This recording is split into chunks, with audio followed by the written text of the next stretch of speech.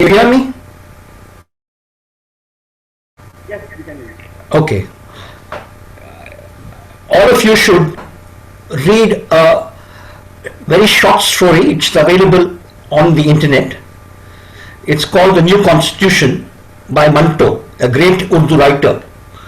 And he talks about the rights as a rickshaw driver in that rickshaw driver, Tonga driver, in that story about looking at the rights given in the 1935 India thing, which was a precursor to the Constitution of 1950. It puts the story very clearly. In fact, during the freedom movement, we were very, very clear about a number of rights, which were then tamed down as the Congress and the freedom movement started accruing power in 1937 and subsequently through the interim government in 1945. So you saw that the Rowlatt Act was opposed vociferously by all people, including Mahatma Gandhi. Yet we allowed preventive detention to come into the Indian Constitution. We allowed the existence of a large number of state laws of preventive detention from Punjab, from Bengal Presidency, Madras Presidency and Bombay Presidency, the four major presidencies of pre-independence India.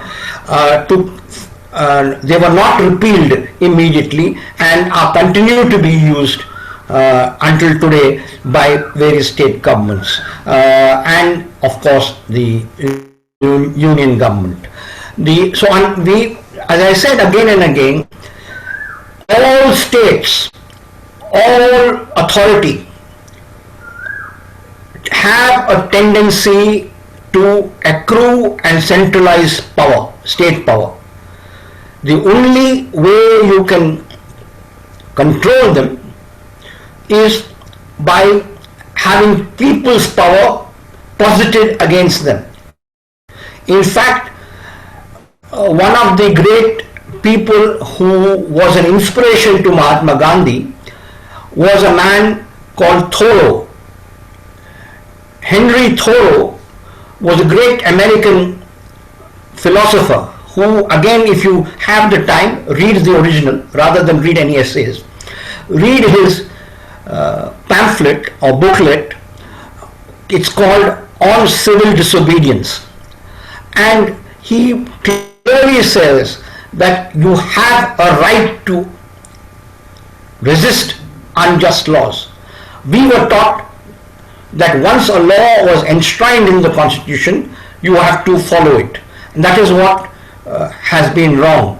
I think there must be a right to dissent enshrined in the Constitution. Just the mere right of speech, which is circumscribed presently, or the right of freedom of movement is inadequate in the present circumstances, as has been seen and evidenced by recent events. So Henry Thoreau was very clear that you have to have the right to dissent, and the whole concept of civil disobedience which Gandhiji developed, Satyagraha, in my opinion, flowed from this booklet. And after all, subsequently, of course, the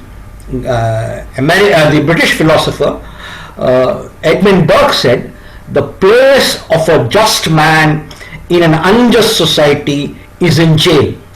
So while you can agitate peacefully, you don't have to take to violence unnecessarily.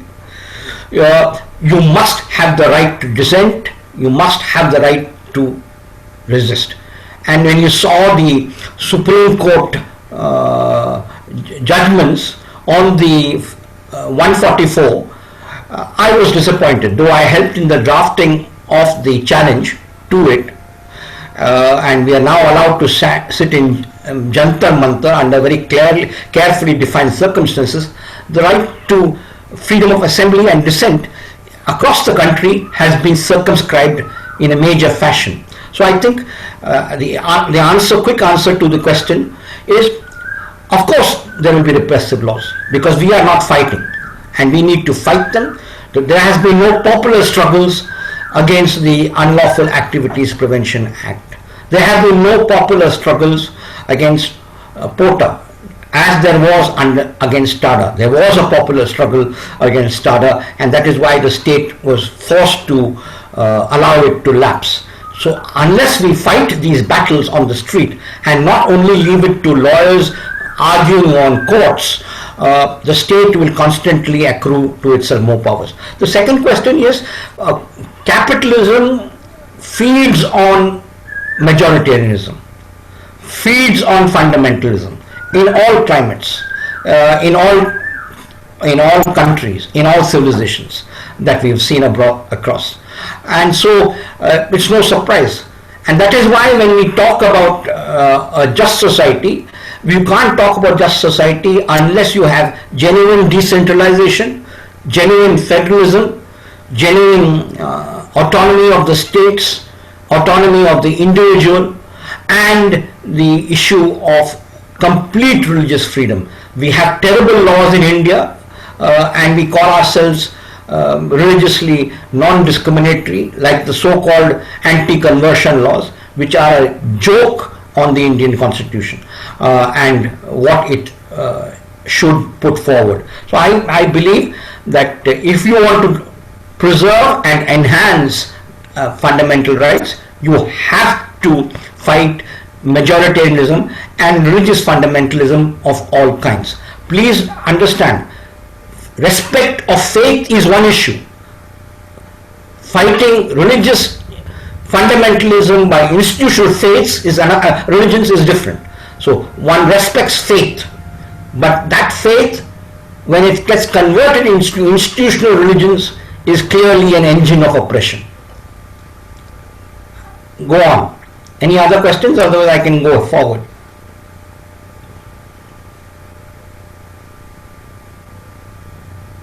I've got your question, Ravi. But there is a clarification on what you said has come, so maybe you can take that and move forward. Yeah, please. Other questions I'll put it to you in a time. Yeah. The clarification with regard to your reference to the social movement, where it is a social movement that is good. Matthew, can you be a bit more clear? You're not audible. Sorry. I'm not audible? Yeah. Not at all. Ravi, can you? Matthew, you have to come closer to the mic. I'm very clear. Can you hear me? Yeah, I can hear you, Matthew, but Henry can't. From the audience. There is a question with regard to your what the social movement. Where you said social movements are inclusive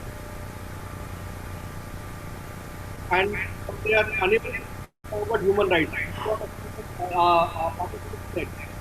They just want some coordination between social movement and how they uphold human rights. How they uphold human rights? Yeah. Yeah. Matthew, kindly repeat the question slowly. You have to hear the question slowly. The clarification asked with regard to social movement and their contribution with regard to human rights. So when you said about it, the participant who asked about it, unclear about what you said at that time. Just for explanation. See, there are broad social movements in India. If there was not a Raja Ram Mohan Roy in this country, would remarriage take place? Would sati have been abolished? Where until today, in the 21st century, you have a sati temple in a major city called New Delhi, which is the capital of India, in not some corner of India, but in Chandni Chowk, in the heart of Delhi. How can you allow this? How can you allow in the premises of the Rajasthan High Court the statue of Manu, the so-called Hindu lawgiver, whose codification of laws is oppressive? It is suppressive of people's rights and concepts. So social movements like that of Raja Ram Mohan Roy were very, very important to challenge some of these things. Even in today's context, they may not sound revolutionary. The concept of langar, of eating together by Guru Nanak Dev was important. It told the people that you are free and you have to eat together. The Hindu system did not allow people to eat together. The caste system was so ossified. So both religious and other social movements tried to create this. The whole thing of Kabir trying to put across these issues, the whole concept that Vemana tried to put across in Telugu in his poems, the great Tamil classic Sirupadiharam talking about that you cannot take away somebody's life without some concept of evidence and due process. So social movements of the past, of the hoary past, of the immediate past also said this.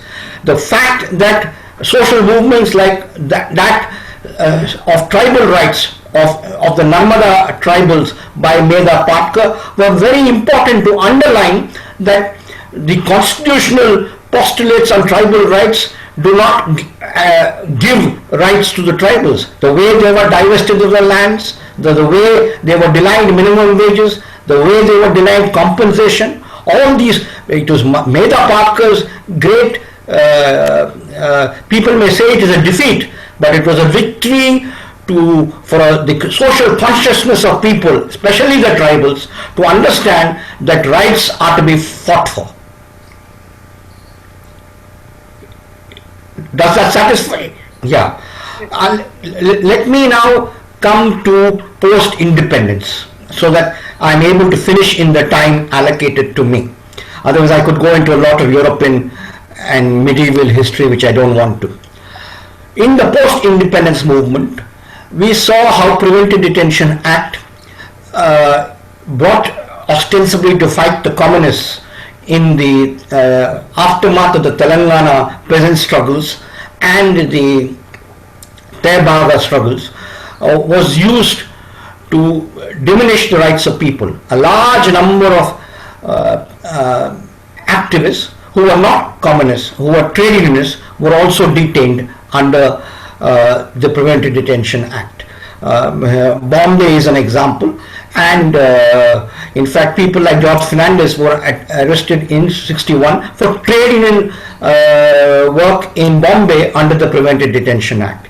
Similarly, we saw how during the emergency all rights were suspended, and we had the absurd situation where the Attorney General of India said that the state had the right to shoot anybody and no judicial agency could probe that unilateral killing. This is absurd, and it took the Indian judiciary almost 40 years to say that the habeas corpus decision, the ADM Jabalpur decision, was wrong. Not until recently, 2 years ago, the Puttaswamy judgment. It stood, technically it stood, though everybody knew it was wrong. We seem to have forgotten how human rights needs to be constantly fought for and enshrined and regularly buttressed and reinforced. We saw how foolishly we gave away the rights accrued to the people during the struggle against Tada. The state allowed Tada to lapse because the then ruling party, the Congress party, would have lost in a large number of parliamentary constituencies because there was huge anger, especially in the states of Rajasthan and at that point of time in Gujarat, definitely in the Punjab, and also in Delhi and Uttar Pradesh. But very soon they brought back the Prevention of Terrorism Act with almost the same argumentation as the lapsed Tada, with one redeeming feature, which said that if there was malicious prosecution launched by the police, they would be themselves liable to judicial prosecution. Yet, when they made amendments in 2013 to the 1967 Unlawful Activities Prevention Act, they dropped the only redeeming feature of the POTA legislation, which is to prosecute policemen. We are very weak on our human rights jurisprudence, contrary to what all the legal pundits will tell you. There is no mandatory right to compensation. You keep a man called Ahmad Bai, Yusuf Bai in jail for 17 years in a false cooked up case called in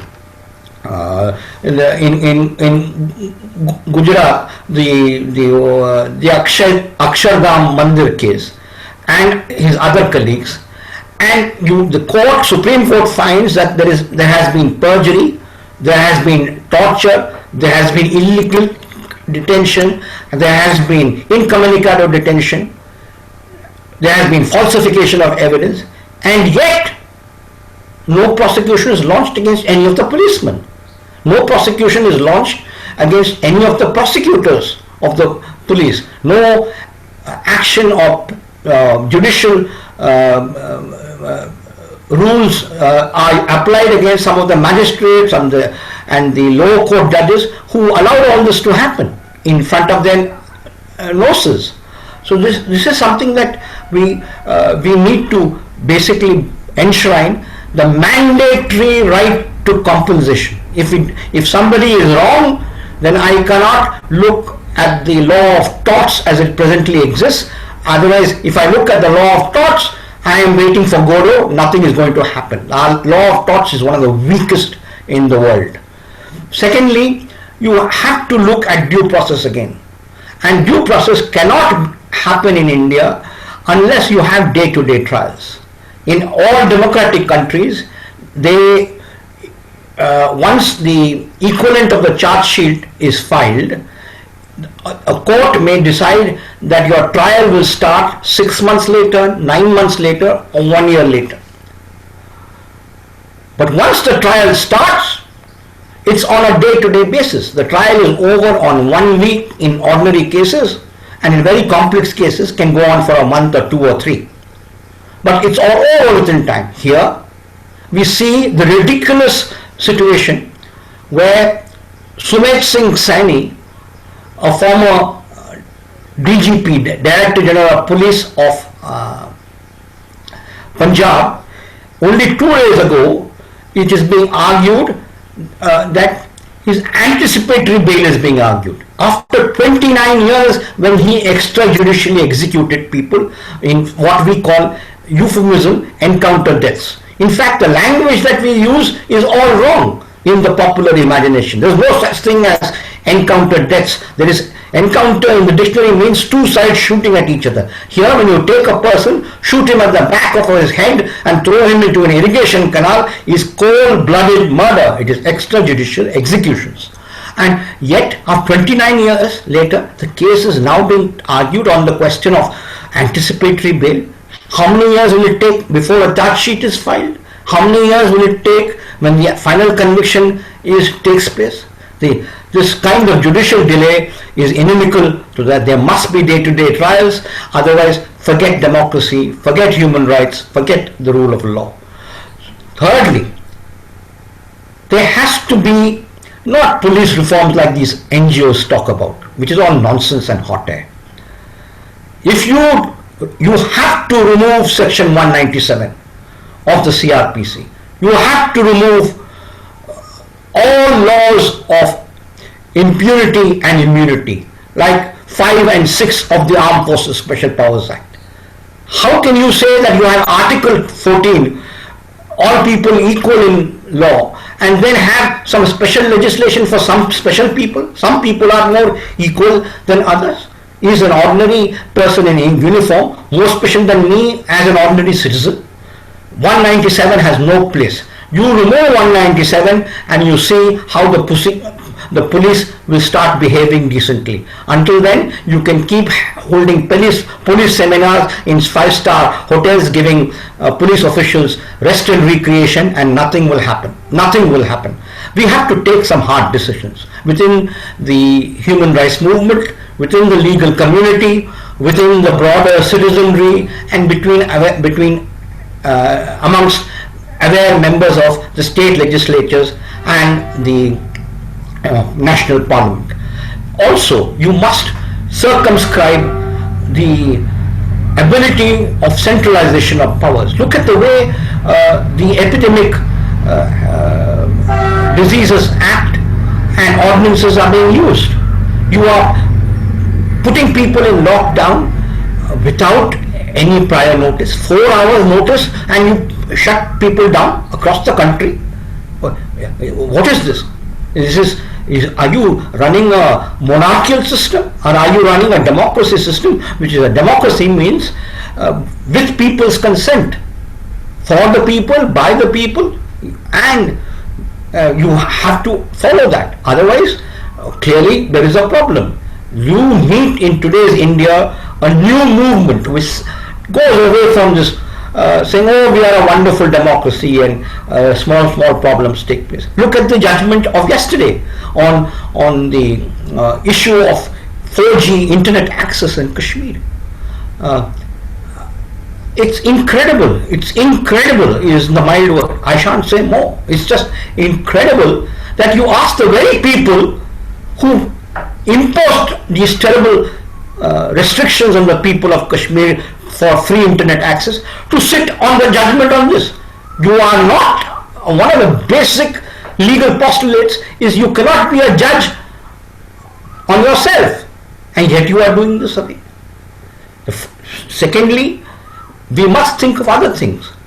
We must think of bringing back the jury system, which was abolished in the wake of the Nanavati case of the 50s and early 60s. Now we must think about people being judged by their peers, as the Magna Carta says, not by some person who if he wears black robes, arrogates to himself or herself the powers of Zeus on Mount Olympus. I think you need to have much more single benches. I mean, in the Supreme Court, the new ordinance which has been applied, the order was administrative order is 6 months old, but it's been applied only last week, is terrible. I mean, there has to be a greater consultation on a range of issues. We have to look at tribal rights. 8% of India's population. And look at what you've done to them. Look at how corporate capital has completely destroyed their livelihood. Look at the way land is being taken away without any compensation. And if they protest against it, you call them Naxalites, and they are available for extrajudicial executions and killings and forced displacement.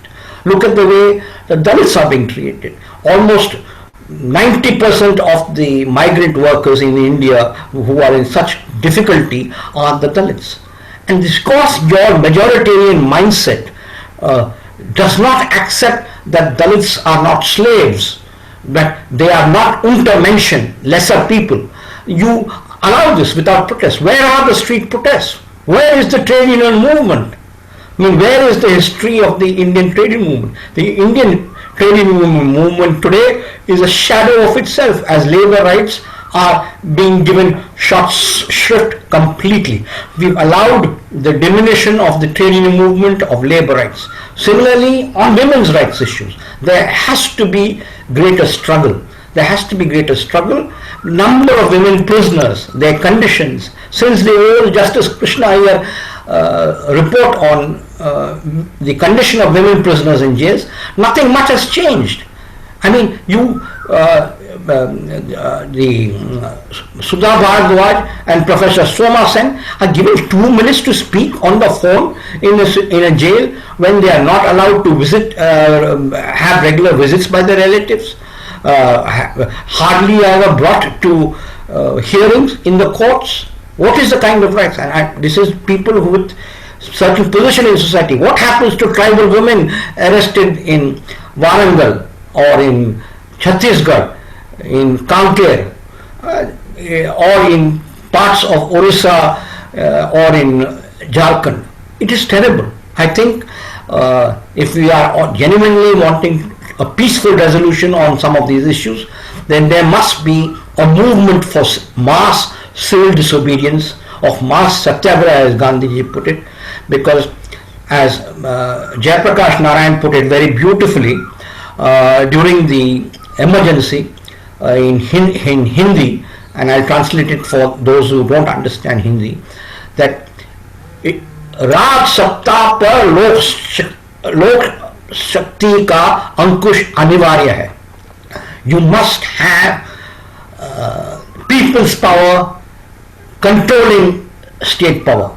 Otherwise, you will have a state power running riot. At the moment, the state power is running riot.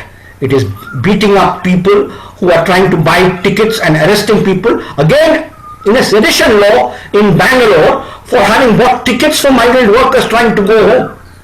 What is the use of the sedition law of this kind? Please read Maulana Azad's speech against the sedition law when he was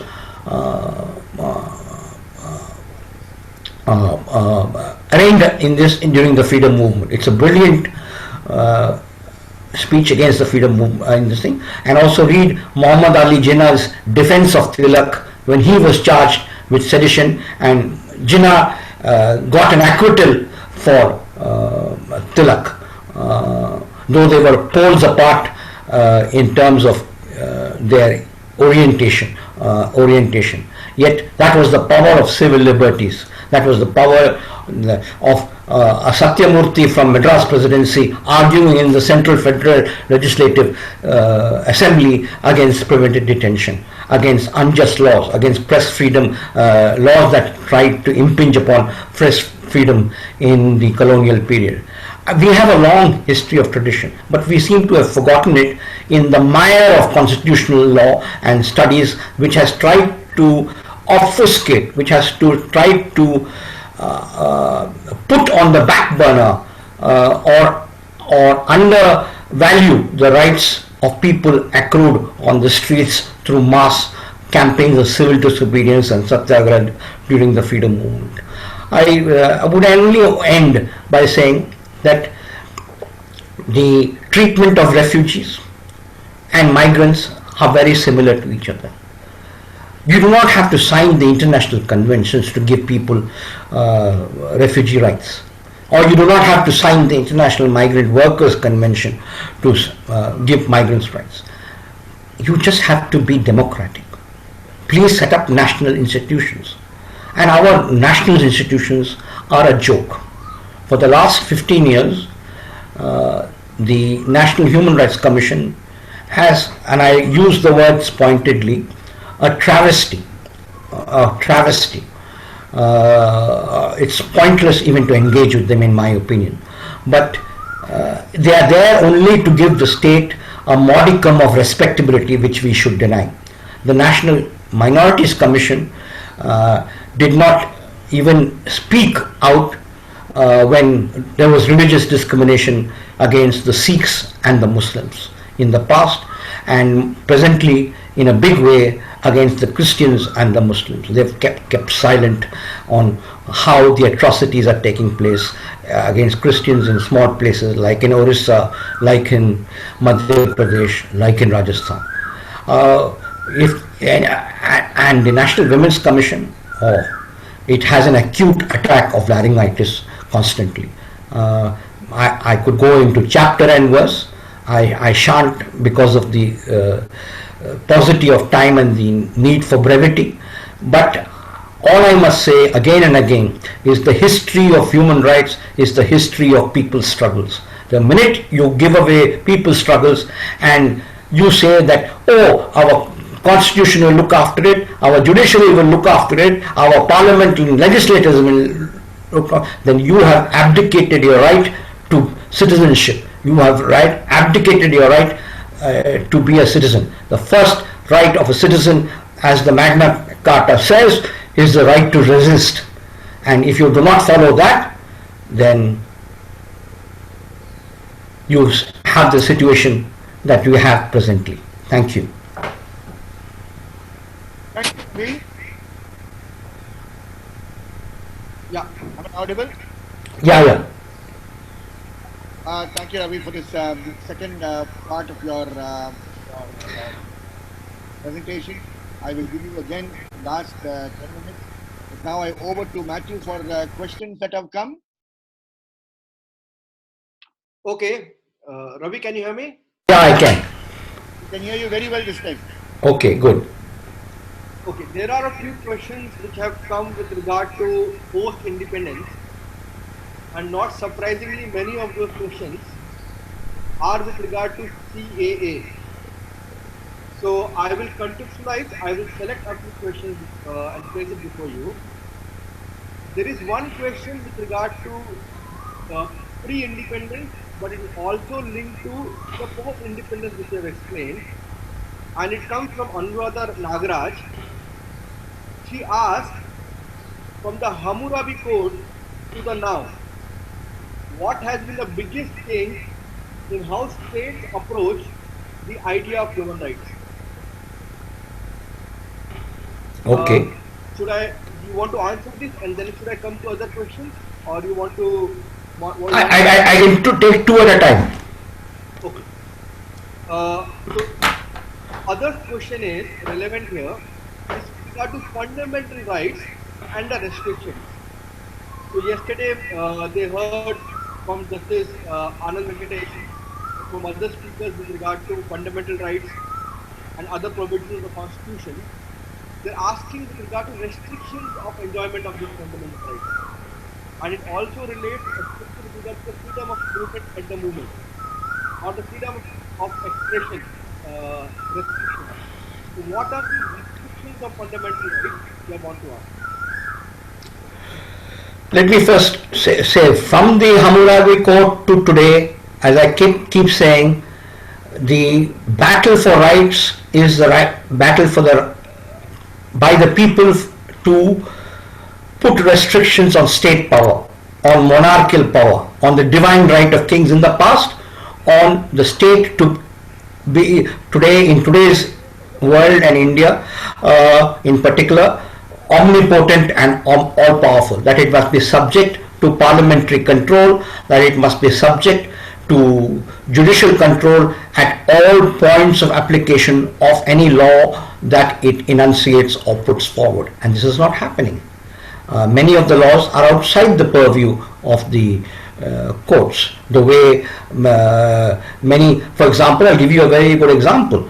When the National Security Act was promulgated in 1980, there was a requirement that all the advisory boards which would go into the tenability of the detention would have a judicial officer serving or retired mandatorily on the advisory board. Where is it being implemented? And horror of horrors, the central government did not notify in the Gazette of India this unanimously passed by the both houses of the parliament. So today we have a situation where all sorts of people are being arrested under the National Security Act and constantly being again and again the detention is being renewed. You see the condition in Kashmir. It is ridiculous under the Public Safety Act, which is the mirror image and clone of the National Security Act, except that it allows for 2 years detention rather than 1.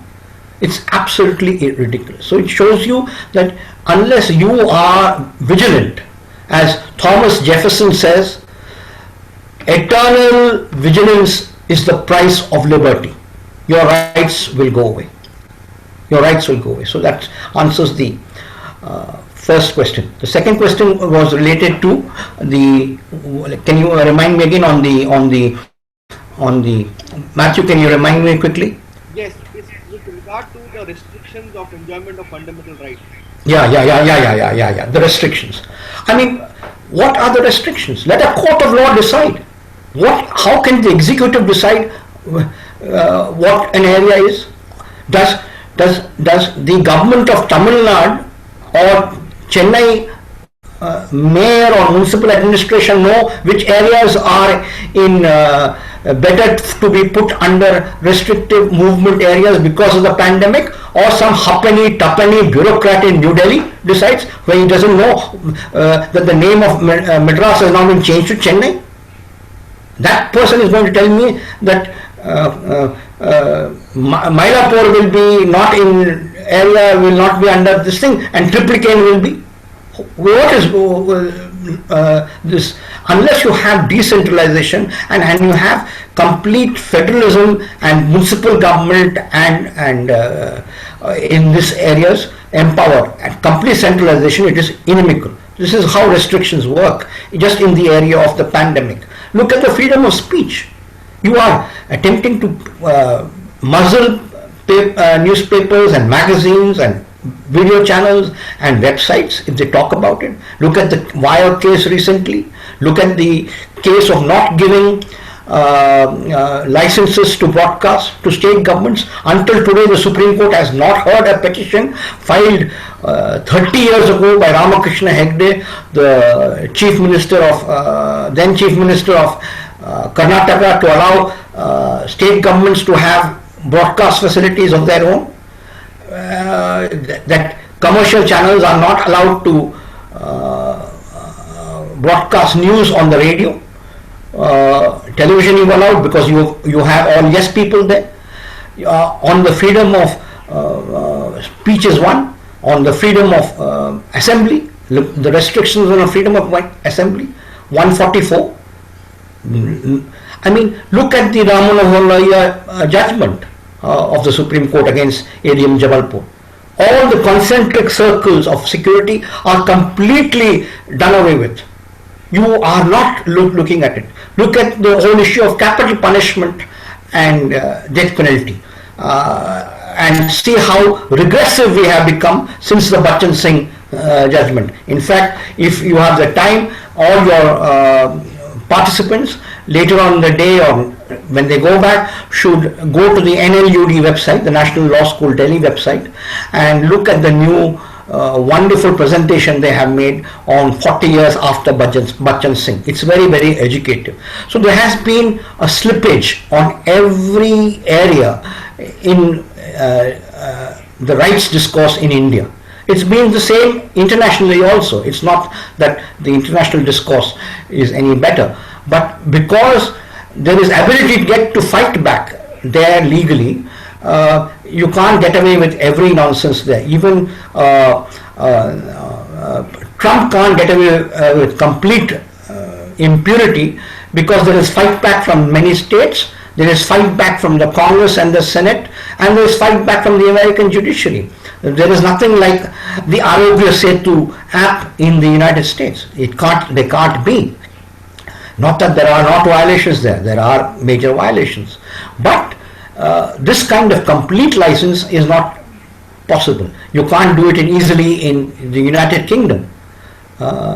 In Germany, the German Chancellor is unable to get anything passed because all powers on restrictions of movement of people during the pandemic lie with the state and not with the central government. All the German land or the German states have the power, and they are very inimical to any dilution of civil liberties issues.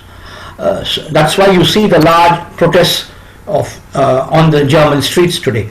So you understand how because they took away the right to protest incrementally over the years, today there is no protest at the plight of the migrant workers, at the complete lockdown with 4 hours notice. How many hours notice was the people of Chennai given before they locked down everybody there? So you must understand that rights are never taken away in one fell swoop. They are incrementally eroded slowly, and if we do not constantly be on the alert, we will find that we have no rights one day, where we are coming to. Hopefully, I also believe in the common people's common sense, and I believe that common people very soon will throw out the yoke of this present dispensation of majoritarianism and crony capitalism. Thank you, Ravi. Uh, now, there are a lot of questions with regard to CAA. There are around 6, 7 questions. I have tried to make a summary. Yes. So, and there are 4 main points people want to ask. First, uh, when you spoke about fundamental rights, when they heard about fundamental rights, they want to know CAA with regard to how it violates fundamental rights. A. Now, what is the problem with the law?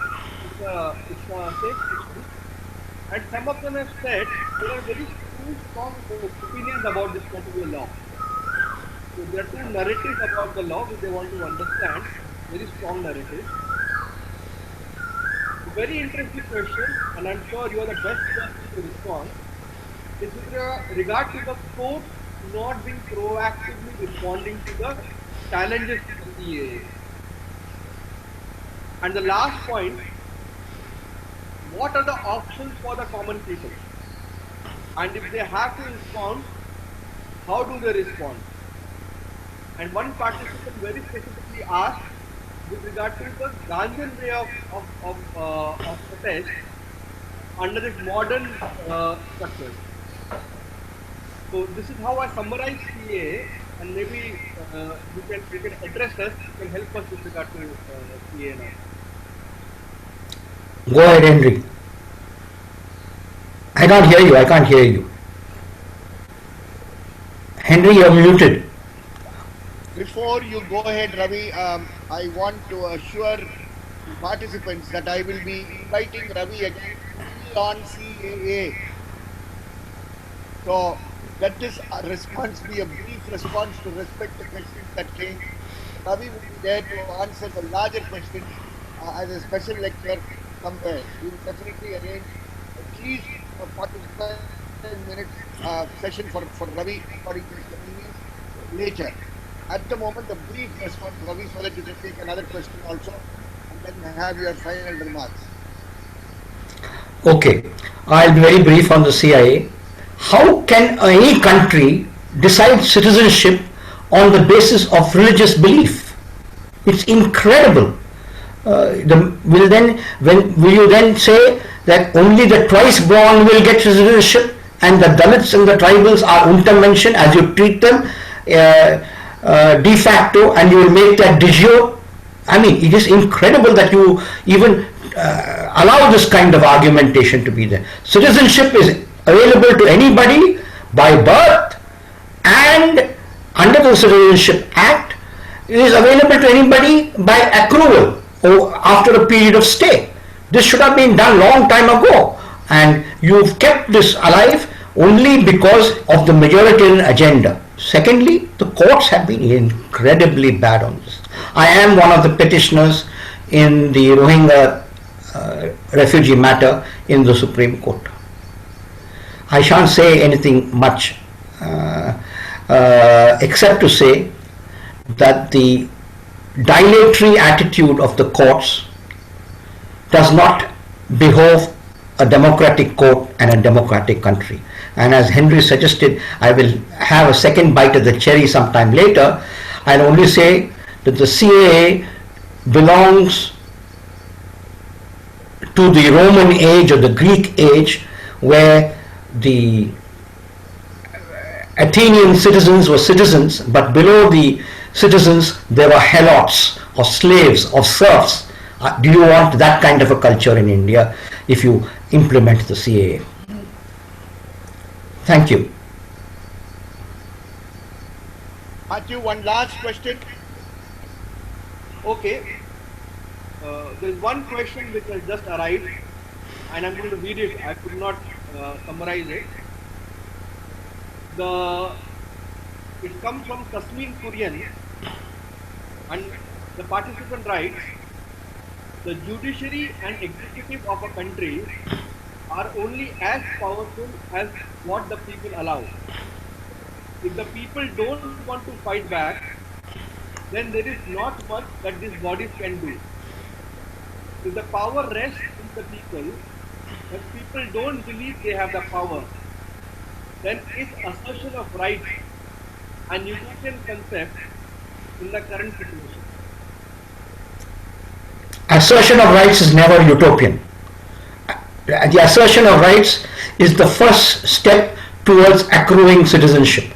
So, legislatures can be wavered, judiciary can be wavered, but citizens, when they are wavered, obviously the other institutions accrue to themselves greater powers. The checks and balances go. So, satyagraha, civil disobedience, is a constant value in the hands of the people to fight.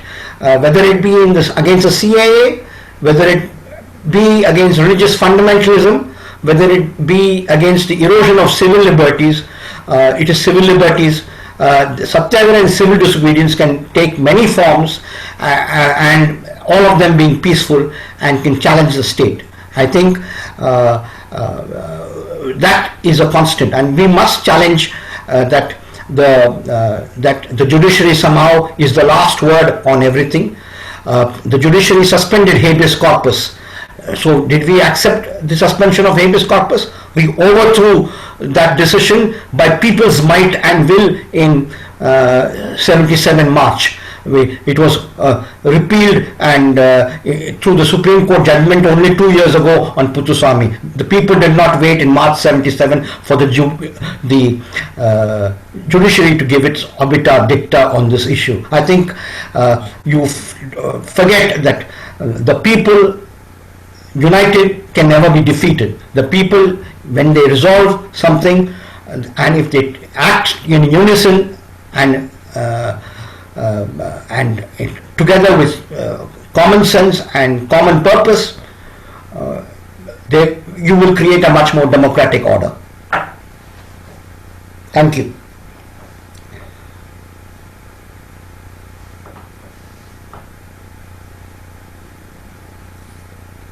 I'm not hearing. Henry, over to you. Thank you. Any other question has come in? I think we can take one more question, and that will be the last. This was And the last together question. with the answer, what Ravi can do is concluding 1 or 2 minutes. Yeah. It's okay. There, If that was the last question, I can quickly conclude. Is that okay? Okay. One question which has just arrived. Yes. Yes, yes. Yeah. What could be the way out to understand the human rights and fundamental rights, the execution of the same for a better democratic society, in the fundamentalistic, capitalistic, ideological dictatorship? Just arrived. No, the question is fight. Fight for your rights.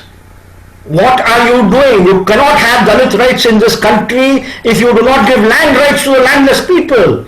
The Dalit movement is not powerful enough because they do not raise the economic slogan of land rights to the people, land to the tiller. जो जमीन को जोते बोए वो जमीन का मालिक है. He who tills the land owns the land and owns the crop that comes from the land. That slogan has to be put on the streets of the Dalit movement, of the landless peasantry movement, of the peasant movement, of the trade union movement. Otherwise, just saying equality, equality, what does it mean? If I am going to be equal right to starve with other people, where are the Dalits getting equal wages? Where is the Minimum Wages Act being followed? Why don't we go and the government talked about land reform?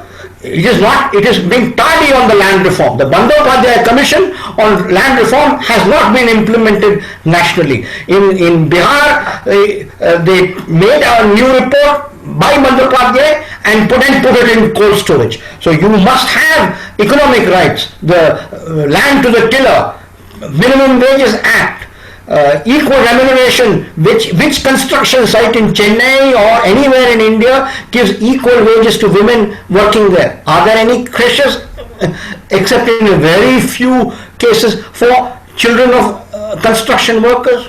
Is there any health facilities? Nothing. So the question of rights is not just legislation. It is you as an activist to bring the rights to the reality. There is that old trade union song, अगर कहीं तो स्वर्ग है उतार ला जमीन पर. If there is a heaven somewhere, bring it to reality on the earth. If you do not, and that is for you as an activist to do, not to depend on parliamentary legislatures and legislative assemblies and courts.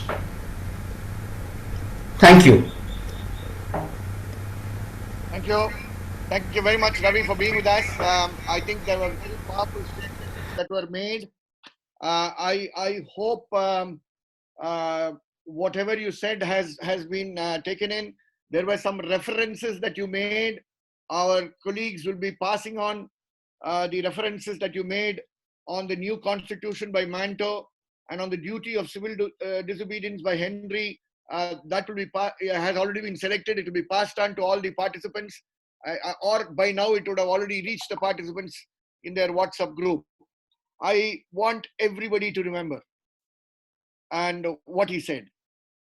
Courts put a stamp on the rights that people win on the streets. And for those people who participated in large numbers as youth in Tamil Nadu in the recent Jallikattu struggle, you will know that your struggle on the street got a stamp later through the government's law. And in every struggle, that is exactly what happens. It takes more time in the struggles of the ordinary people. We have to assert our rights, is what he finished. Rights, he said, are never given to us, but taken on the streets. And I hope this historical recount of the history of rights, the history of human rights, not limited as is usually done by historians, would have served a good purpose for the start of this course on human rights that we are all venturing in. Remember, there is no teacher here. We are speaking in terms of our experiences. And most of the speakers are speakers with experience on streets. Of course, Ravi also teaches in colleges. Ravi also teaches in international universities. Ravi also teaches in law schools. Ravi also teaches in judicial academies. And Ravi always used to have students from the most prestigious universities in the globe as his interns. And most of his interns, in turn, ensured that they were in very, very high positions in life. But their perspectives were the perspectives of the rights discourse that he presented. Thank you very, very much, Ravi. This is all that I can say. In the next few minutes that I have, I will go on to some logistics and announcements and kindly request all participants to ensure that they are there till 10:30. At 10:30, we stop. And if I don't stop at 10:30, you give me a clap. The first, we have 10 absentees of the confirmed participants. So just to let you all know that there is an attendance monitoring system also going on parallelly. I request those who cannot be attending a session for some valid reasons to already send an email to us so that we will be able to ensure that we mark it in your attendance that you have confirmed that you will not be able to participate for any reason. Two, out of the temporary registrations of people who need still to sort out their payments, or we have not received the payments or details of the receipt of payments, we find that only 8 of them are there out of the 64. And therefore, the temporary participants, we will, if they have not attended yesterday and they have not attended today, they will be off the rolls. We wanted to be as humane as possible, that nobody is sent off without only because they cannot pay. And if there is somebody who really cannot pay for some reason, you always know that you can still write to us about your scholarship. That will be considered by the scholarship committee. Having said that, can I ask those who have made payments and who continue to be on the temporary list for some reason to kindly send us the proof of your payment so that you can move from the temporary list to the confirmed list. Those who have not made payments, please make payments. Those who have to ask for scholarships, please ask for scholarships. Now to some good news.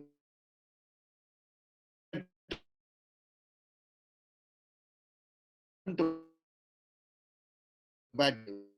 The request. And there's a request for time change. And I would respect time change come from I you have made without, but there are people who inform that after 10:30 they get into classes, online, etc. We want to make that session at 10:30. So single, for this single reason, I request the mothers in this, those men who do cooking at home,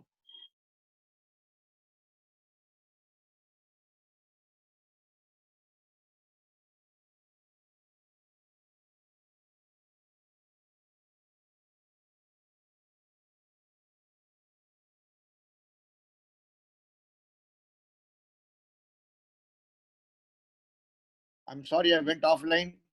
Sorry, we lost you for a bit. Can you repeat the last two instructions, please? Where did you follow me? You followed me on the payments. Yeah, you can continue after that.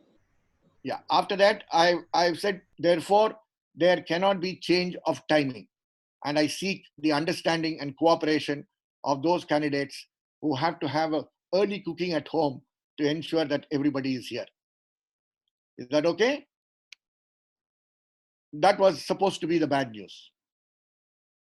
The good news is that people find it hard to strictly adhere to the activities that have to be performed. And we genuinely understand it. However, the number of activities posted daily will now only increase. The list of activities will increase, not because we want each one of you to be tortured at the end of the day, but to have a list of activities that you may want to use in your own classrooms. Some of you have classrooms have to handle matters in classrooms, as a result of which these activities will be useful. But no longer will it be compulsory for everybody to perform the activities. We encourage people to perform activities, but we will not insist. That doesn't mean the teachers can run away. Yesterday, see, this system also gives us access to privacy. So yesterday I heard in one particular group where there were teachers, as the lights were going off, they forgot to switch off their lights. And we heard the comments they were passing to their family members about the activities. They said, here are a group of people who are giving activities to be performed by teachers. This is true what I heard, but I want to respect that comment. When we overhear something, we respect the comment. And therefore, we will exempt people from compulsorily engaging in activities. But the activities will multiply. You will have many more activities shown every day, because that will add on to the list of activities that you can use in your classrooms. Teachers use activities a lot in your classrooms, and this is supposed to be useful for you. I hope this is good news. But the students who are doing this course, in lieu of your internships, I'm sure your certificates need to mention that you also performed activities. And therefore, we give you a choice. We give you the choice of performing any 5 activities that are listed here. You can choose and send the activities, as always, without a timeline pressure on you, but before the module is over. So 5 activities minimum for the first module is a compulsory element for students and others who want to do so. And all those who engage in such activities will get a very special mention of the same in their certificate. So the certificate will be on 2 types. One, of the 2, very specific mention of not only participating, but also participating and performing activities that have been scrutinized and got back to you. So this is the good news, and I hope this good news is useful to all of you. We will keep reminding you about this. Let's leave. It's exactly 10:30. I leave you 2 minutes earlier today, and I hope the morning session was useful. Your facilitators will inform you at the end of the day. At the end of the day, during the 15 minutes, how you will communicate. Your WhatsApp groups are ready. So in the WhatsApp group, the facilitators will communicate. I request the facilitators in the small meetings. The meeting should be only 15 minutes. Now there is no review of activities there. It is only feedback time and preparation for tomorrow. The meetings are not lectures. I overheard a lecture. Yes, I think all these things I somehow overhear in the system, which is supposed to be very, very protective. I overheard a facilitator handling a session in the review meeting. No, it is 15 minutes or less than 15 minutes. Only then we will be respecting the participants, and the participants' feedback will always be taken in the right spirit. Because with this medium, if we don't have that feedback system, we will not proceed. I thank the facilitators for their feedback they have already provided. All the 15 of them were attending the sessions very meticulously. We have watched that, and we hope that you will continue to communicate with your participants list and ensure that we are able to get their feedback, and you may also continue to clarify issues to them. All the best. Good morning. Good day to you today. Thank you. We will meet again at 3:45 for the check-in, and 4 o'clock we will start on definition of human rights. And it is 10:28 now. Thank you. We can leave.